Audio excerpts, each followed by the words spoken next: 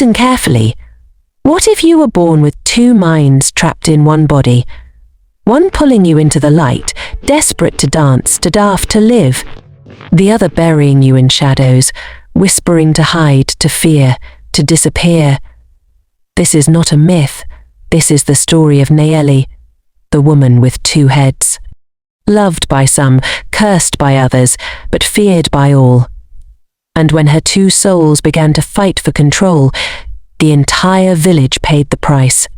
Stay with me, because what you are about to hear will shake you to your core. In the high mountains of the Andes stood a small village called Ilapampa. The village was wrapped in mist, with rivers flowing between the terraces. Children laughed as they chased llamas, while elders sipped coca tea by warm hearths. But among all the villagers, one woman stood apart. Her name was Nayeli, the woman with two heads. Her body was graceful and strong, yet upon her shoulders rested two faces. One head was called Soleil, bold and adventurous, eager to dance and explore. The other was Luma, quiet and cautious, preferring shadows and silence. Some villagers whispered that Nayeli was a blessing of the mountain spirits. Others feared her, calling her a curse too dangerous to be near. But Nayeli's greatest battle was not with the people. Her greatest battle was with herself. Every day Soleil pulled her toward the marketplace, hungry for laughter and gossip. But Luma held her back, whispering that the stairs would cut too deep. At night Soleil longed to dance when the drums called across the square. But Luma begged her to stay hidden where no eyes could burn holes into her heart. Even simple choices, what to eat, what to wear, where to walk, became endless wars inside her. Her mother, Mama Yura, loved both daughters of her single body. She begged them to find compromise.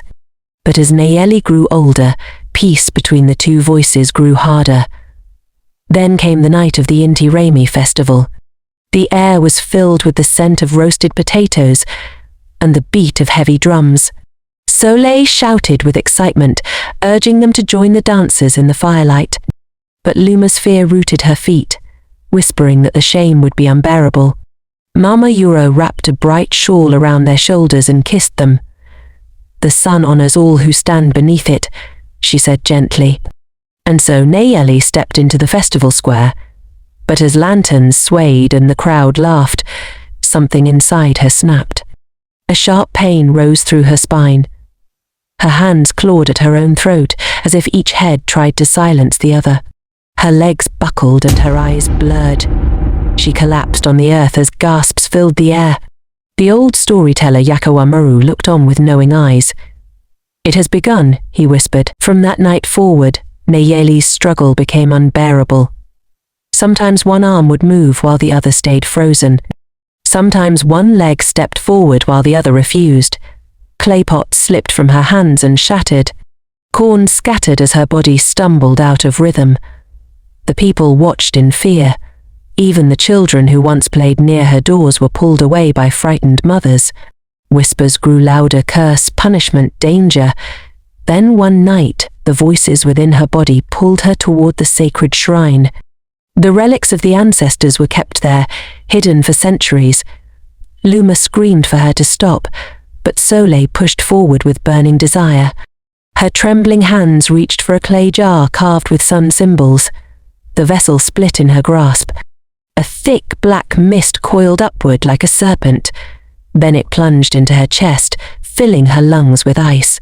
She fell to the ground as the shrine candles flickered out. The spirit world had awoken.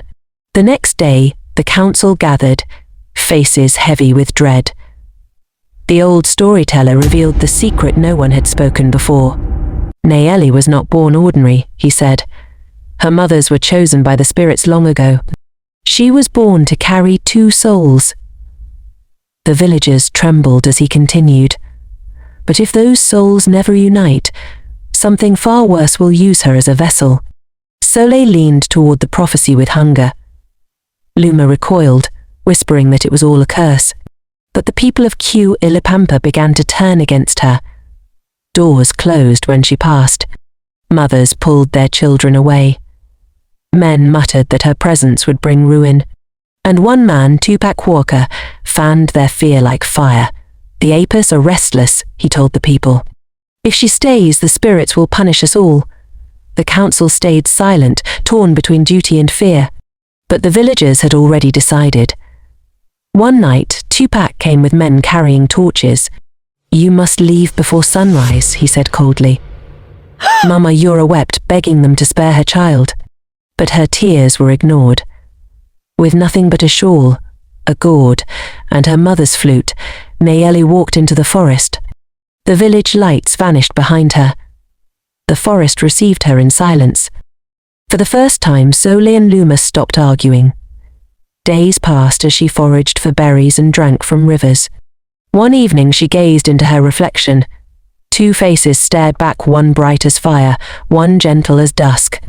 For years she had tried to silence one to protect the other, but that night she understood. She was not meant to be one. She was meant to be two.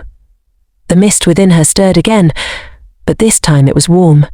Her chest glowed with a steady power. When she lifted her hands, the air hummed softly. The spirits whispered not with threats but with guidance. "You were made two to carry what one could not," they said. She healed a bird, eased her pain and steadied her body.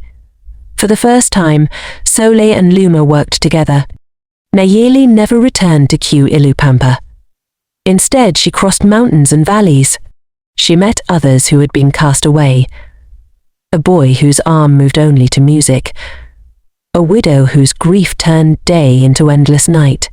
To each she offered comfort, teaching them that difference was not weakness. People began to speak of the woman of two souls. They said she healed without judgment and guided without fear. Back in her village, regret slowly spread. Harvests were poor and winds wailed louder. Some whispered Nayeli's name in secret prayers. Mama Yura kept a candle burning, waiting for her daughter, but Nayeli had found her true path.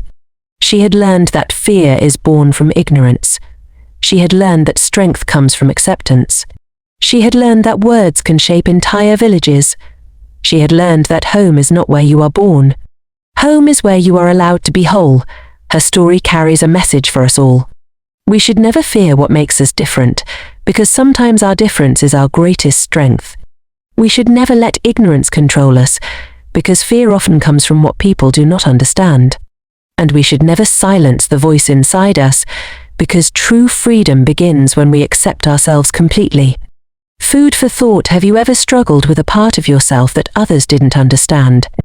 Have you ever judged someone before truly knowing their story? What if the very thing you are running from is the gift that can change your life forever?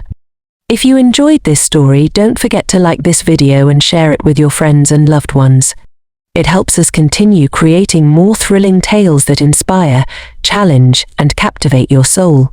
And if you haven't already, make sure to subscribe and turn on notifications, because more mysterious, mind-blowing, and unforgettable stories are coming your way. Captivating stories coming soon.